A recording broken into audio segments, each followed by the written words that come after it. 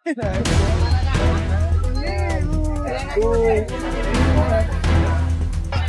kanino to? Ito na.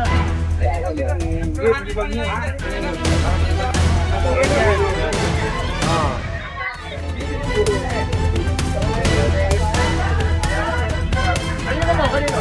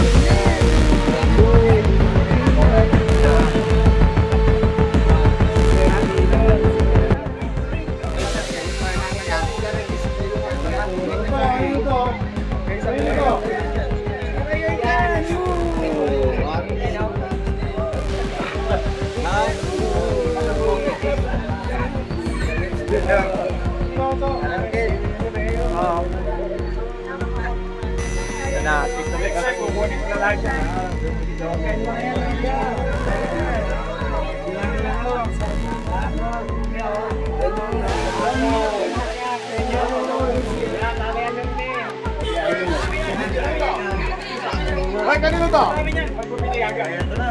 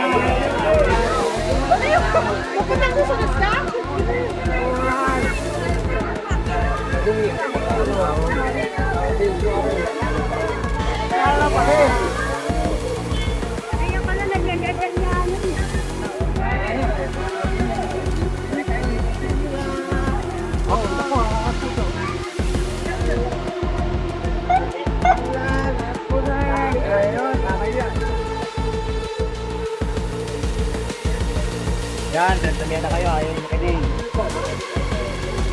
Sige kami yan. No? Abi!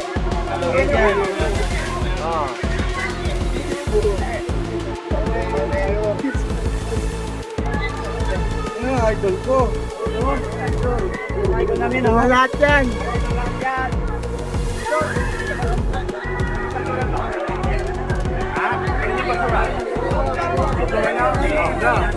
Yormel, kami naman. Yormel, kami naman.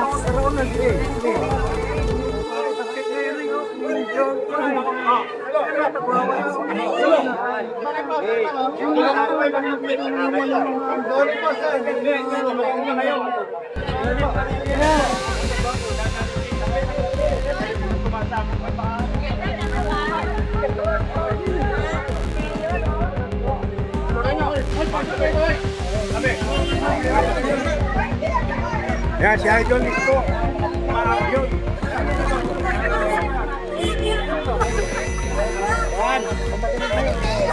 Yun.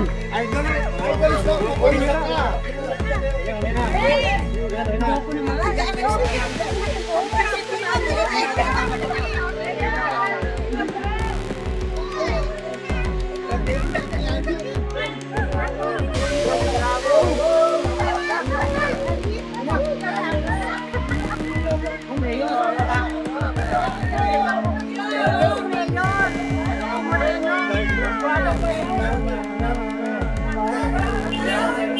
Kanino mo? Kanino?